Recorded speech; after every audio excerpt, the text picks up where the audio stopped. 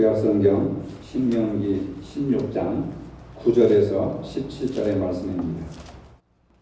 7주를 셀지니 곡식에 낫을 대는 첫날부터 7주를 세어 내 하나님 여호와 앞에 77절을 지키되 내 하나님 여호와께서 내게 복을 주신 대로 내 힘을 헤아려 자원하는 예물을 드리고 너와 내 자녀와 노비와 내 성중에 있는 내 인과 및 너희 중에 있는 객과 고아와 과부가 함께 내 하나님 여호와께서 자기의 이름을 두시려고 택하신 곳에서 내 하나님 여호와 앞에서 즐거워할지니라. 너는 애굽에서 종되었던 것을 기억하고 이 규례를 지켜 행할지니라. 너희 타작마당과 포도주 틀에 소출을 거두어 드린 후에 이래 동안 초막절을 지킬 것이요 절기를 지킬 때에는 너와 내 자녀와 노비와 내 성중에 거주하는 내 인과 객과 고아와 과부가 함께 즐거워하되 내 하나님 여호와께서 택하신 곳에서 너는 이래 동안 내 하나님 여호와 앞에서 절기를 지키고 내 하나님 여호와께서 내 모든 소출과 내 손으로 행한 모든 일에 복 주실 것이니 너는 완전히 즐거워할지니라. 너희 가운데 모든 남자는 1년에 3번 무교절과 77절과 초막절에 내 하나님 여호와께서 택하신 곳에서 여호와를 배웁되 빈손으로 여호와를 배웁지 말고 각 사람이 내 하나님 여호와께서 주신 복을 따라 그 힘대로 드릴지니라. 아멘. 오늘은 맥주 감사절입니다. 맥주 감사절은 구약의 3대 절기의 하나로 맥주절을 기념하는 절기입니다. 맥주절은 거두어 수확하는 절기라고 하는 뜻을 가지고 있습니다. 씨 뿌려 가꾸고 거두어 수확하는 절기라 해서 맥주절을 지키라 이렇게 말씀하셨습니다. 맥주절은 한 해의 수확을 끝낸 기쁨 속에서 그 수확을 가능케 해주신 하나님께 기뻐하며 감사를 드리는 축제입니다. 한 해의 전반기가 끝나고 후반기를 시작하는 7월 첫 주일에 우리는 맥주절을 지키고 있습니다. 이날은 전반기 동안 베풀어 주신 하나님의 은혜에 감사하는 반면에 후반기에도 역시 지켜주시기를 바라는 마음으로 우리는 절기를 지킵니다. 이스라엘 백성들은 출애굽하여 가나안 땅에 정착한 이후에 곡물 추수 감사제를 맥주절이라고 하여 절기로 기념을 했습니다. 애굽을 떠나 40년 동안 광야에서 방황하던 이스라엘 백성들이 약속의 땅에 정착하여서 그 땅의 소산을 먹게 된 것은 그들을 돌보시고 인도하신 하나님의 전적인 은혜였다고 하는 것을 고백하는 겁니다. 이스라엘 백성들은 가나안 땅에서 거둔 곡물의 첫 것을 감사함으로 하나님께 드렸습니다. 이렇게 첫 열매를 하나님께 드리는 것은 땅의 진정한 주인이신 하나님께서 그 땅에서 세상된 소산물을 온전히 하나님께 돌려드려야 한다고 하는 말씀에 기초한 것입니다. 이처럼 백성들이 드린 곡식단은 제사장에 의해서 하나님께 바쳐졌는데 바쳐진 제물의 일부는 제단에 드려졌고 나머지는 제사장의 몫으로 주어졌습니다. 유대인들은 밀추수가 끝난 직후에 풍성한 수확을 기념하는 맥주절에 또 새로 추수한 첫 곡물을 고운 가루로 빨아서 그 가루에 누룩을 넣어서 떡을 만들고 그 만든 떡 2덩이를 교제로 즉 흔들어서 드리는 제사를 하나님께 드렸습니다. 오늘날 이스라엘 백성들은 그들의 전통절기에 드렸던 이 2덩이의 떡을 상징하는 우유로 만든 음식과 고기를 먹고 있습니다. 제단에 2 떡덩어리와 함께 어린 순양 2마리가 화목제물로 드려졌습니다. 레위기를 공부할 때 다 설명을 한 겁니다. 여러분 다 잊어버리셨죠? 화목제는 하나님과 제물을 드리는 사람 사이에 화목과 교제를 나타내는 것으로 하나님께 번제로 드리고 나머지는 제사장과 함께 봉헌자가 먹을 수 있었습니다. 하나님과 인간의 화목제가 드려지는 때에는 성전 봉사자인 레인과 초대된 나그네와 가난한 자들이 함께 모여서 공동 식사를 했습니다. 예식이 끝난 후에는 예식에 참가했던 이스라엘 남자들이 시편 113편에서 118편을 부르면서 춤을 추는 풍습이 있었습니다. 추수와 관련하여서 이스라엘에는 다른 나라에도 없는 독특한 그러한 풍습이 있었습니다. 가난한 자와 나그네를 위하여서 다 모퉁이 곡식을 거두지 않고 나무의 열매도 다 거두지 않는 그런 풍습이 있었습니다. 이는 이스라엘 백성은 빈부귀천을 막론하고 모두 택함받은 하나님의 백성이고 한 형제라고 하는 그런 공동체 의식에 기초한 것으로 가난한 자들을 자연스럽게 구제하는 한 방법이 되었습니다.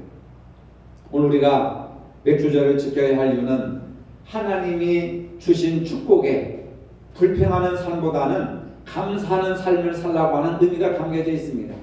지난 6개월 동안 누가 지켜주었느냐, 누가 인도해 주었느냐, 누가 생명을 연장시켜 주셨느냐, 하나님이시다. 그렇기 때문에 불평하지 말고 감사하며 살아라 하는 의미로 절기를 지키라고 하셨고, 하나님이 주신 결실함이 있기 때문에 재물보다는 하나님을 선택하라고 하는 그런 의미가 있습니다. 왜 곡식을 추수한 날에 그 곡식을 가지고 하나님께 제사를 드렸느냐 하면 재물에 관심을 갖지 말고 그 재물의 주인이신 하나님께 돌려드림으로써 하나님을 바라보고 하나님께 예배하고 하나님을 섬겨라 하는 그런 영적인 의미가 있습니다. 맥주절의 신앙을 통해서 하나님의 말씀에 순종해 나갈 때에 하나님의 은혜가 우리 모두에게 함께 임하신다는 것을 믿으시기를 바랍니다.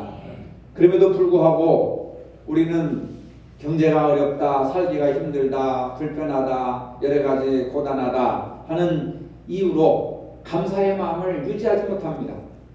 가진 게 없는 것이 아닙니다. 옛날에 비하면 지금 우리는 많은 것을 소유하고 있습니다. 여러분들이 가지고 있는 이 소유가 불과 100년 전에 고종 황제가 가지고 있던 소유물보다 더 많습니다. 고종 황제는 핸드폰도 없었습니다. 칼라 텔레비전도 없었습니다. 냉장고도 없었습니다. 그냥 달랑 집에 전화하게 한데 고종 황제보다도 우리가 더 많은 것을 누리고 소유하고 있지 않습니까?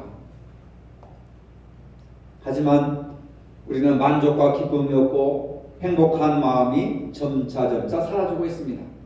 지금 가지고 있고 누리고 있는 것에 대해서 소중한 것을 모르고 있습니다. 감사의 마음과 행복이라고 하는 것은 적은 것을 가지고도 만족할 줄 아는 데 있다고 하는 겁니다.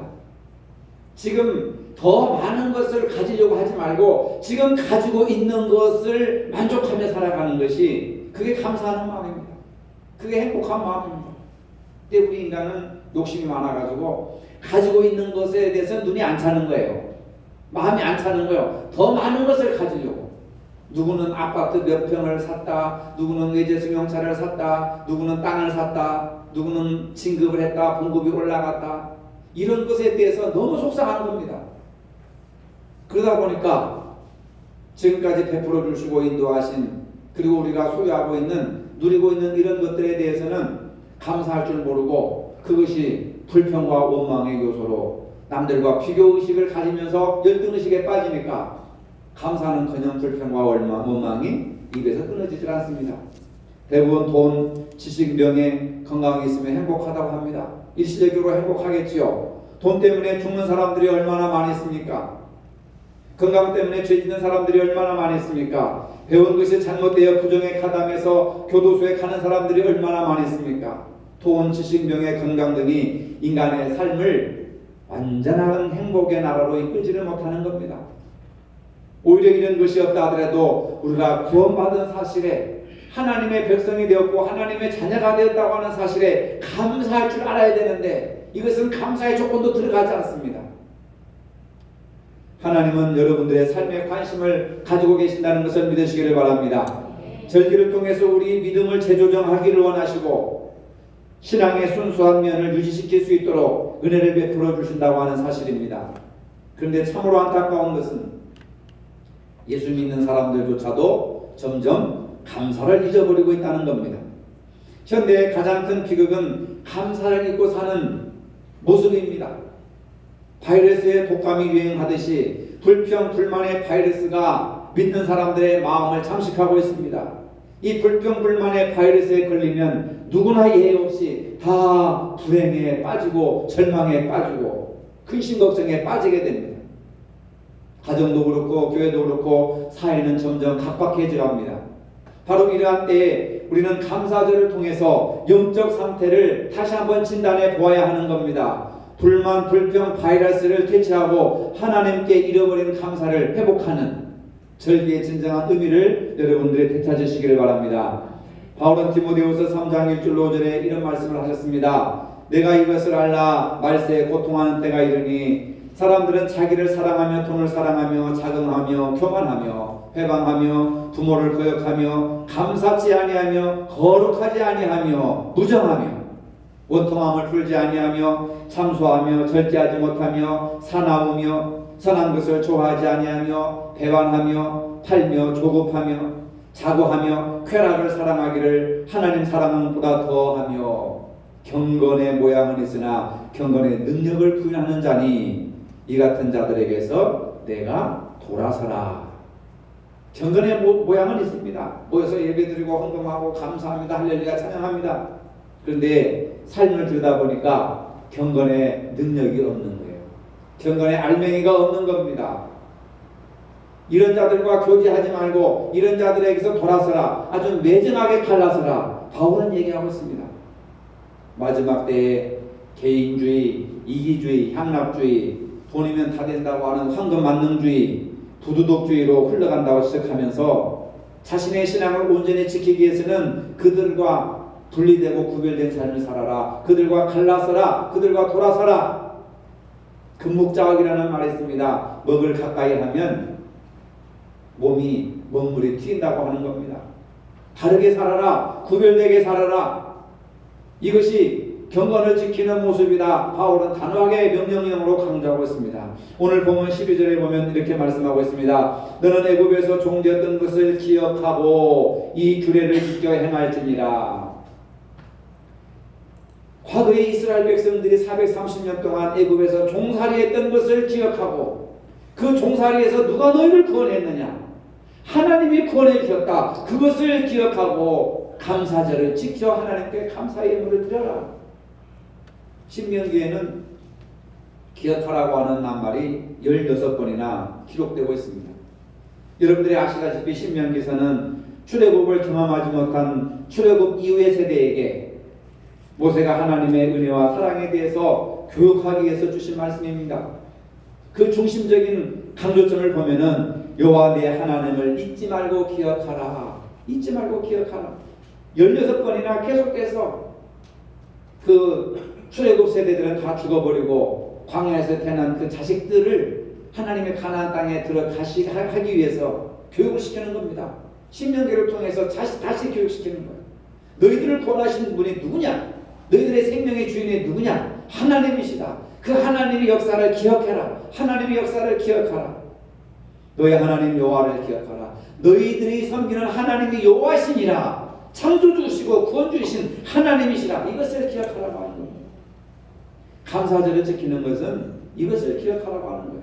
무엇을 기억하나? 하나님이 여호와이신 것을 기억하라. 하나님이 우리의 왕이시고 우리의 주인이신 것을 기억하라는 거예요. 절기를 지키지 않으면 하나님을 기억하는 신앙이 없어지니까 3번 절기를 지키면서 이스라엘 백성들에게 하나님을 기억하라. 하지만 안타깝게도 이스라엘 역사를 보면 하나님을 완전히 잊어버립니다. 조금 잘 되면 교만해지고 우상 숭배하고 어려우면 낙심하고 절망합니다. 이스라엘 백성들은 조그만 어려움을 당하면 하나님의 은혜를 잊어버립니다. 우상에게 가서 절하고 자식을 갖다 바치고 별짓을 다 합니다. 그리고 하나님께 원망하고 불평합니다. 그들은 종종 하나님의 은혜를 잊어버리기를 좋아했습니다. 감사하는 것보다는 불평, 원망하는 사람들이 너무나도 많았습니다. 기뻐하다가도 금방 불평하고 원망하다가 또 금방 기뻐하는 그것이 이스라엘 백성들의 모습이고 오늘 저와 여러분들의 모습입니다. 하나님께서 이러한 민족의 특성을 너무나도 잘 아셨기 때문에 절기를 지켜라. 이렇게 절기에 포인트를 주고 있습니다. 절기를 통해서 하나님께서 베풀어 주신 구원의 은혜를 기억하면서 감사함으로 살라고 하시는 겁니다. 우리는 맥주 감사절을 통하여서 우리를 여기까지 인도하시고 지켜주신 하나님의 은혜를 기억해야 하는 겁니다. 감사함으로 하나님께 나가야 합니다. 다윗은 시편 100편을 통해서 감사함으로 그 문에 들어가며 찬송함으로 그 궁중에 들어가서 그에게 감사하며 그 이름을 송축할지어다, 이렇게 말하고 있습니다. 이러한 고백이 참된 신앙인의 모습입니다. 감사함으로 하나님께 나와라, 감사함으로 교회에 나와라, 감사함으로 찬송해라, 감사함으로 기도해라, 감사함으로 예배드려라. 그분이 하나님이시기 때문에 지난 과거에 어떠한 생활을 했든지 잊지 않고 기억한다는 것은 매우 중요합니다. 왜냐하면 과거를 기억하면 현재를 올바르게 겸손하게 살아갈 수 있습니다. 이에치카라고 하는 역사학자가 역사란 무엇인가라고 하는 책에서 역사는 과거와 현재의 대화다, 아주 유명한 말을 했습니다. 역사라고 하는 것은 과거와 현재의 대화라고 하는 얘기는 뭐냐면 과거를 기억하여서 현재에 그 과거를 교훈 삼아서 현재에 바르게 살아가도록, 미래로 바르게 나아가도록. 그 과거의 역사는 미래를 향한 교육입니다. 과거를 모르고서는 미래를 알 수가 없습니다. 그래서 과거에 베풀어 주신 하나님의 은혜를 기억할 때에 현재에 감사할 수 있고 미래도 감사할 수 있다고 하는 겁니다. 감격의 신앙을 잃으면 신앙의 동력, 힘을 잃어버리는 겁니다. 감동이 없으면 신앙의 엔진을 잃어버리는 겁니다. 여러분, 교회 생활이 어렵고 신앙생활을 하기 힘들다고 하시죠? 감사와 감동을 잃어버렸기 때문에 자신을 일깨우고 일으켜 세울 수 있는 그 힘을 잃어버리게 되는 겁니다. 구원의 은혜를 잃어버리면 사람이 교만해지게 됩니다. 내가 잘나서 똑똑해서 내가 성공하고 승리하고 내가 구원받았다, 이렇게 생각합니다. 이러한 사실을 알았던 다윗은 철저하게 하나님 앞에 간구합니다. 그 간구하는 내용이 왕권을 유지시켜달라는 기도가 아닙니다. 건강하게 살라고 하는 기도도 아니었습니다. 명예를 달라고 하는 기도도 아니었습니다. 부귀영화를 위한 기도도 아니었습니다. 바로 주의 성령을 거두어 가지지 마시고 나를 성령의 도구로 삼아달라고 기도했습니다. 다윗은 시편 51편 11절 12절에서 이렇게 기도합니다. 나를 주 앞에서 쫓아내지 마시며 주의 성신을 내게서 거두지 마소서. 주의 구원의 즐거움을 내게 회복시키시고 자원하는 심령을 주사 나를 붙드소서. 다윗의 기도와 오늘 우리의 기도는 너무나도 다릅니다. 살 빠지게 해주세요, 키 크게 해주세요, 공부 잘하게 해주세요. 물론 기도를 해야 되죠. 그러나 그런 것이 평생 기도의 제목이 되어서는 안 된다는 겁니다. 다윗은 나를 주 앞에서 쫓아내지 마시며 주의 성신을 내게서 거두어가지 마세요. 하나님의 성령을 내게서 거두어가지 마세요. 이것이 기도의 제목이었습니다.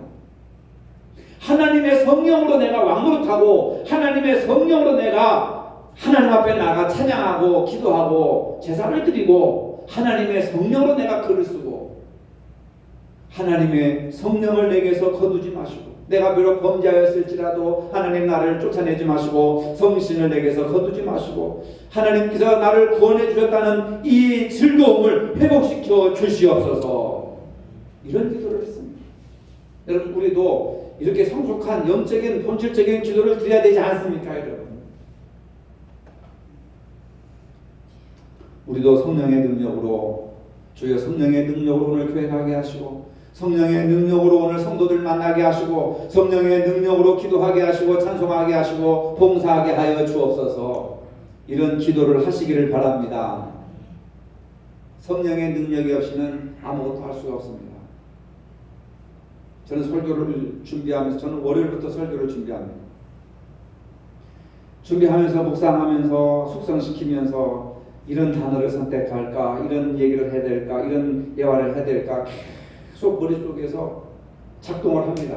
그러면서 기도하기를 성령의 충만한 상태 속에서 말씀을 묵상하게 하시고 성령의 충만한 상태 속에서 읽게 하시고 또 성령의 충만한 상태 속에서 말하게 하시고 전달하게 도와주옵소서. 그 기도밖에는 않습니다. 설교에 대해서 뭐 능력이나 설교, 권세는 설교해 주시고 기적과 능력이 나타나게 해주시고 이런 기도는 안 합니다. 왜? 성령 충만한 자체가 능력이니까.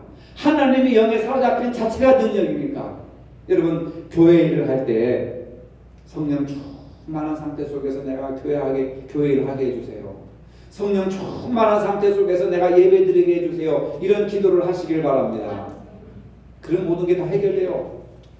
성령 충만 없이 자기 의지와 자기 경험과 자기 힘으로 교회 일 하려다 보니까 안 되는 거예요. 어려움을 당하는 겁니다. 필리핀에 사는 가난한 한 꼬마가 신발도 없이 늘 맨발로 다니면서 하나님을 찬양하고 감사하며 뛰어다닙니다. 그 모습을 지켜보던 한 할아버지가 얘야 너는 신발도 안 주시는 하나님이 뭐가 좋다고 그렇게 찬양하고 다니냐 하고 묻습니다. 그러니까 이 꼬마가 하나님께서 이미 저에게 신발을 주셨어요. 그런데 그 신발을 가져다 주시는 분이 조금 늦게 오실 뿐이에요. 그래서 저는 하나님을 찬양하고 감사해요. 이 이야기는 필리핀 선교 현장을 다녀오신 어느 목사님에게 전해드린 이야기입니다. 우리도 이 꼬마처럼 주 안에서 살 때 자신의 환경을 보기보다는 채워주심을 바라보고 감사하는 사람이 되어야 될 줄로 믿으시기를 바랍니다.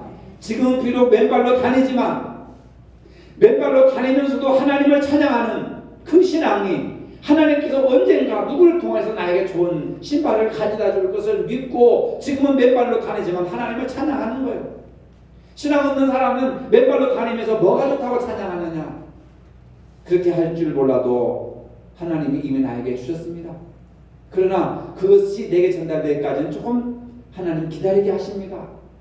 그러니까 맨발이어도 감사하고 굶어도 감사하고 병실에서도 감사하고 어느 곳에 있든지 우리가 감사하고 찬양할 수 있는 믿음이 중요하다고 하는 겁니다. 많은 것을 받아서 누려서 감사하기보다는 지금 아무것도 없는 상태 속에서도 어렵고 한 달 겨우겨우 그냥 빚 안 주고 살아가고 어떤 분들은 마이너스 통장을 쓰면서 마이너스를 이렇게 내려가면서도 하나님 언젠가는 채워주실 것을 믿습니다. 하나님 언젠가 축복해 주실 것을 믿습니다 하고 오늘 지금 감사하며 찬양하는 것이 진정한 신앙인 줄로 믿으시길 바랍니다. 하루하루 살아가는 것이 하나님의 선물입니다. 하나님의 선물이 아닌 것이 어디 있습니까? 하나님의 은혜가 아닌 것이 하나도 없습니다. 사랑하는 가족과 일할 수 있는 직장을 주시고 믿음으로 교제할 수 있는 공동체인 교회를 주셨고 무엇을 하든지 하나님을 감사하며 하나님께 영광을 돌리는 삶을 살아야 되는 겁니다. 하나님의 은혜를 기억하는 것이 모든 은혜의 출발점입니다. 우리는 맥주 감사절을 통하여 나를 죄악에서 구원해 주시고 부족한 나에게 일마다 때마다 많은 은혜를 베풀어 주신 하나님의 은혜를 기억하면서 감사함으로 살아야 합니다. 인생이 불행한 것은 망각에서 비롯되는 겁니다. 부모의 사랑을 잊어버리면 불효자가 됩니다. 나라와 민족을 잊어버리면 매국노가 됩니다. 창조주 하나님의 은혜와 사랑을 잃어버리면 불신자가 됩니다. 하나님의 사랑을 모르면 불행하게 됩니다. 왜 나만 이렇지? 왜 우리 가족만 이렇지? 왜 우리 자식들만 이렇지? 불행하게 된 겁니다. 우리는 하나님의 은혜를 잊지 말아야 됩니다. 하나님의 베풀어 주신 것을 기억하면서 살아야 합니다. 맥주 감사절은 하나님의 은혜를 기억하며 감사하라고 주신 날입니다. 이제부터 우리는 잃어버린 감사를 다시 찾아야 합니다. 멀어진 감사를 다시 가까이 해야 됩니다. 우리 생활 속에서 원망과 불평을 내버리고 기뻐하며 감사하며 살아야 합니다. 이것이 바로 승리하는 삶의 태도입니다.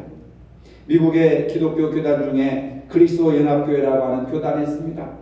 이곳에서는 하루에 10번 감사운동을 했다고 합니다.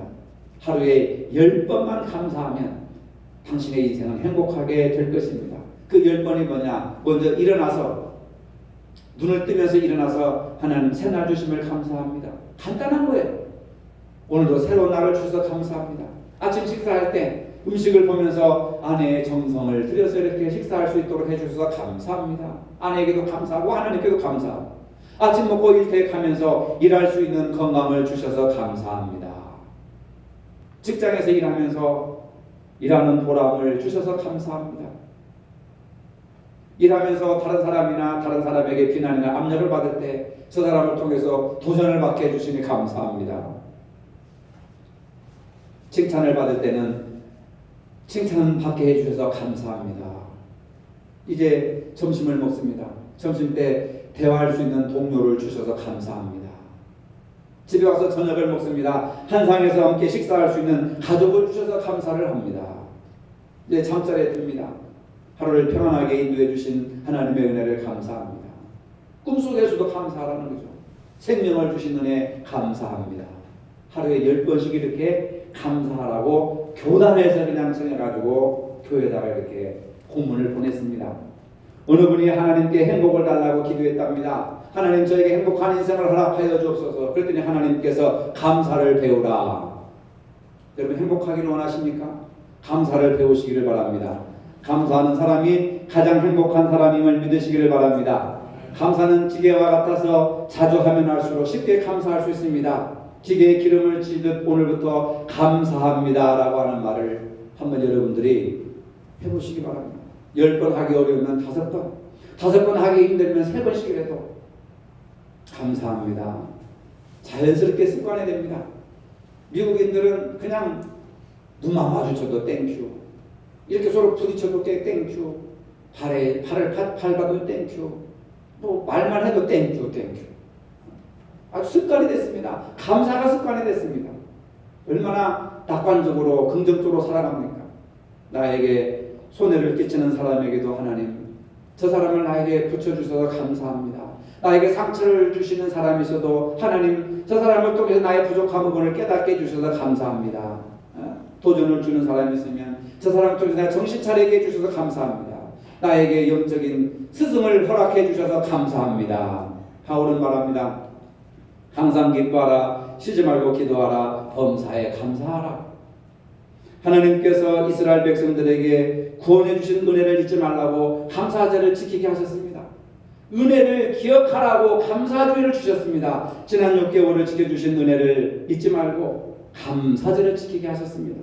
우리는 하나님의 은혜를 날마다 기억해야 됩니다. 날마다 감사해야 됩니다. 이것이 행복이요 승리하는 삶이요 축복받은 삶임을 믿으시기를 바랍니다. 거룩하신 아버지, 이스라엘 백성들에게 구원해 주신 은혜를 잊지 않기 위해서 감사절기를 지키게 하셨습니다. 하나님의 뜻에 따라 항상 감사하는 마음을 가지고 살아갈 수 있도록 도와주시고, 가정에서도 감사하게 하시고, 직장에서도 감사하게 하시고, 일터에서도 감사하게 하시고, 교회에서도 감사하게 하시고, 병실에서도 감사할 수 있는 은혜를 허락하여 주시옵소서. 감사함이 행복의 출발이요 축복의 출발임을 기억하게 하시고, 오늘부터 남은 생에 복되신 은혜를 따라서 감사로 승리할 수 있도록, 감사로 행복할 수 있도록, 성숙할 수 있도록 축복하여 주시옵소서. 예수님의 이름으로 기도합니다. 아멘. 이제는 우리 주 예수 그리스도의 은혜와 하나님 아버지의 무한하신 사랑과 성령의 교통하심이 구원해 주신 하나님의 은혜를 늘 기억하며 감사하며 살기를 원하는 모든 성도들 머리에 이제로부터 영원토록 함께 하시기를 축원하옵나이다. 아멘.